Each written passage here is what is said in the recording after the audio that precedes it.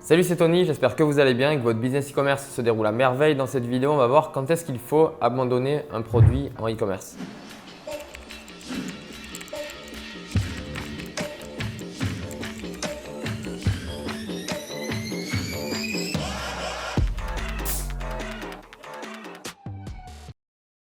Parfois, il est important de se poser la question si ça vaut le coup de continuer à lancer un produit, c'est-à-dire à dépenser de l'argent pour essayer de lancer un produit, etc.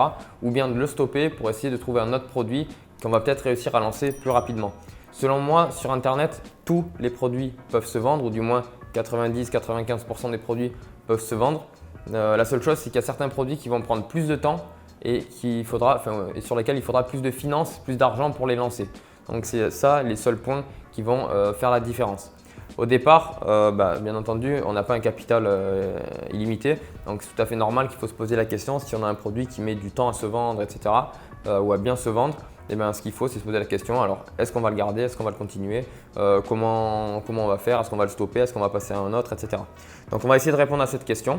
Alors la première chose à laquelle il faut faire attention, c'est déjà de regarder si la tendance de votre produit, de votre thématique, de votre niche est toujours d'actualité. Si par exemple vous êtes sur un intérêt éphémère, comme par exemple, ou un produit éphémère, comme les hand spinners qu'il y avait à l'époque, ça a bien fait le buzz avec des influenceurs, etc. Et de suite après, dès que c'était plus le buzz, la tendance est retombée. Et à ce moment-là, il faut stopper le produit ou trouver d'autres stratégies, etc. Ou changer de produit. La meilleure chose là, en l'occurrence, c'était de changer de produit. Ce qu'il faut faire attention à ça, donc ça va être la demande, ça va être les intérêts par rapport à la tendance de votre produit, par rapport à votre produit en général. Donc ça, vous pouvez faire attention à la tendance avec déjà Google Trends, c'est la première chose pour faire à regarder. Après, avec les recherches qu'il va y avoir sur Google et toutes ces choses. Donc voilà, pour faire des recherches beaucoup plus poussées par rapport à ça. Ensuite, il va aussi y avoir certains produits sur lesquels il y a de la saisonnalité. Donc des produits qu'on va vendre sur une période définie. Ça, on l'a déjà vu dans une vidéo. Donc pourquoi vendre des produits saisonniers, comment les vendre, etc. Donc si c'est un produit saisonnier, automatiquement, il peut y avoir une baisse. Et à ce moment-là, c'est changer de produit ou alors continuer mais changer d'axe marketing, etc. On le verra juste après. Ce aussi à quoi il faut faire attention et ce qui est intéressant, c'est qu'il faut essayer de vendre tout le temps des produits evergreen et en plus des produits tendance qui vont faire que ça va nous permettre d'augmenter les ventes sur des périodes comme par exemple en été. Il y a des ventes qui diminuent un petit peu. Ce qu'on va essayer de faire, c'est de multiplier les offres et de vendre des produits saisonniers, donc des produits par exemple pour la saison estivale. Voilà, ça existe dans toutes les thématiques. Et si c'est un peu moins le cas, ce qu'on va essayer de faire, c'est tout simplement de multiplier les offres pour essayer de pallier un petit peu à la baisse de régime qu'il va y avoir pendant la période estivale sur toutes les ventes, etc. Alors le deuxième point, ça va être si votre produit ne se vend pas, etc. C'est peut-être par rapport au fait que vous avez testé trop d'audience, vous avez épuisé toutes vos audiences et qu'il y a peut-être une répétition qui est trop forte, trop importante par rapport au visuel publicitaire, à votre produit et tout ça. Voilà, vous avez certainement épuisé l'audience, les audiences. Donc ce qu'il va falloir essayer de faire, c'est peut-être changer de marché, multiplier les visuels publicitaires pour essayer de faire repartir un petit peu les mêmes audiences. Et la troisième chose, ce qui peut être intéressant, c'est de récupérer des fichiers personnalisés ou des fichiers personnalisés, des listes personnalisées et ensuite de les transformer en lookalike, en audience similaire. Donc par exemple sur Facebook, il y a aussi sur Snapchat, etc. Donc ça peut être vachement intéressant pour essayer de toucher d'autres audiences mais aussi qualifiées. Voilà, donc ça c'est les 3-4 points qui sont intéressants selon moi si par exemple vous avez une baisse de régime par rapport à vos produits et savoir s'il faut abandonner le produit ou s'il faut continuer.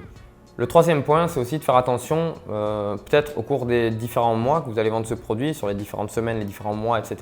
C'est de voir si par exemple l'offre et la demande sont toujours au même niveau ou alors si par exemple l'offre n'est pas d'un coup plus importante par rapport à la demande et à ce moment-là, c'est peut-être parce que d'un coup il y a plus de compétition et il y a beaucoup moins de demandes par rapport à votre produit. Donc à ce moment-là, c'est peut-être pour ça que vous allez moins vendre. Là, il faudra voir et se poser la question comment on va faire pour ne pas stopper le produit, pour essayer de le continuer et de persévérer un petit peu et essayer de continuer à le vendre. Donc ça peut être quoi? Ça peut être simplement le fait qu'il y a trop d'offres et que la demande maintenant est beaucoup plus faible. Donc peut-être que la tendance est plus faible mais la compétition a augmenté. Donc automatiquement ça ne va pas être tip top. La meilleure chose c'est d'avoir beaucoup de demandes et peu d'offres. bien entendu, tout le monde le sait. Mais comment on va faire pour essayer de pallier à ça? C'est tout simplement, on va essayer donc de changer les différents axes marketing pour essayer d'augmenter un peu la valeur perçue de notre produit, la valeur ajoutée de notre produit et changer les différents axes marketing, trouver de nouvelles offres et tester de nouvelles offres en permanence. Il y a énormément d'offres marketing possibles sur Internet et en e-commerce. Donc voilà, moi je vous invite vraiment à les tester. Ce n'est pas parce qu'en janvier, de janvier à mars, il y en a une qui a très bien fonctionné. Peut-être qu'elle fonctionnera moins bien sur la période estivale, peut-être qu'elle fonctionnera moins bien vers le Q4, donc vers Noël, etc. Voilà. Donc il faut les tester en permanence sur l'année et après vous saurez exactement au fur et à mesure des années, au fur et à mesure des mois, quelles sont les offres qui marchent le mieux pendant telle ou telle période. Donc là, moi je vous conseillerais de changer les types d'offres et tester les types d'offres, les différents types d'offres marketing pour voir ce qui va mieux se démarquer.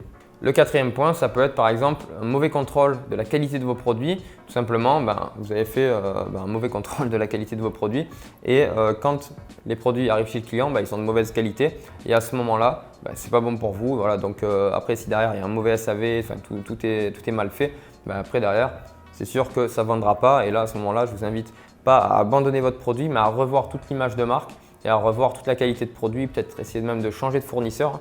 Comme je le dis assez souvent, c'est qu'il y a différentes qualités produits pour le même produit.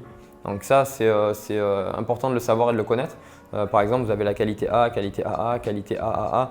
Voilà, pour le même produit, vous avez des qualités différentes qui sont faites avec des matériaux différents, etc. Donc moi, je vous invite vraiment à prendre des produits premium et des produits de très très bonne qualité pour qu'une fois qu'ils arrivent chez vos clients, les clients soient satisfaits. C'est quand même la base de la base. Et voilà, donc moi je vous invite vraiment, si vous avez un problème par rapport à ça, c'est aussi à revoir toute votre image de marque, à revoir donc votre marque, à revoir vraiment tout cet aspect d'image de marque. Donc nous, c'est ce qu'on présente dans la formation e-com Liberté. On vous présente ça aussi dans la formation gratuite. Vous pouvez la retrouver directement dans la description. Et le cinquième point, alors là je vais répondre à une question très intéressante. Ça va être, faut-il abandonner un produit break-even, sur lequel on est break-even? Donc break-even, c'est quoi? C'est tout simplement le fait qu'on ne gagne pas et on ne perd pas d'argent. C'est-à-dire on reste neutre, on ne gagne pas, on ne perd pas. Alors est-ce qu'il faut abandonner un produit étant break-even?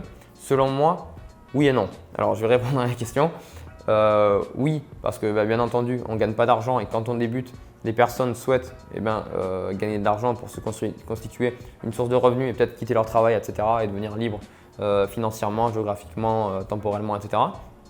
Et non, pourquoi? Parce que si par exemple, comme nous, vous avez déjà des sites qui fonctionnent, vous avez déjà des produits qui tournent, etc.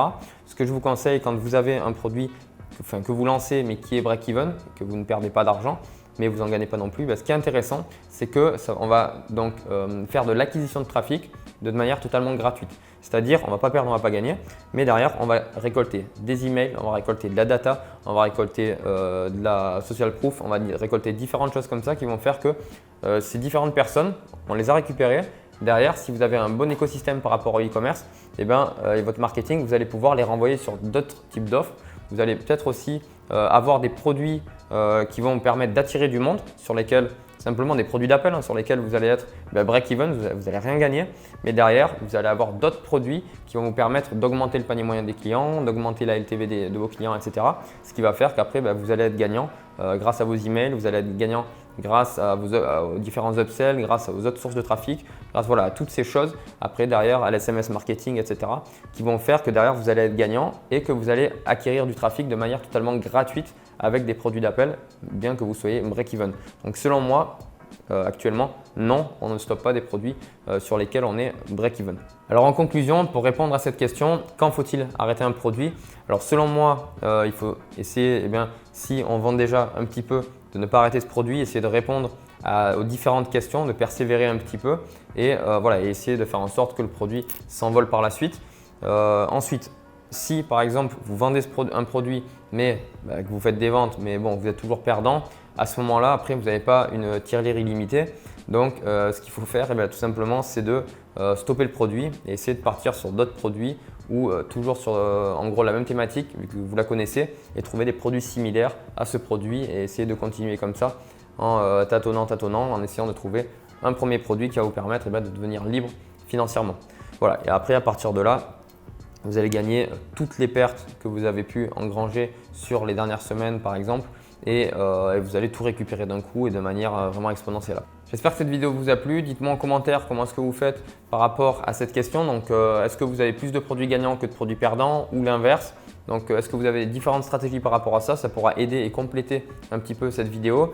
Je vous invite aussi à vous abonner, à mettre un j'aime et à télécharger dans la description une formation donc 100% gratuite. C'est une série de 3 vidéos qui va vous permettre de monter votre marque de zéro et de réaliser plusieurs centaines de milliers d'euros par mois grâce au e-commerce. Voilà, je vous dis à très bientôt. C'était Tony. Ciao.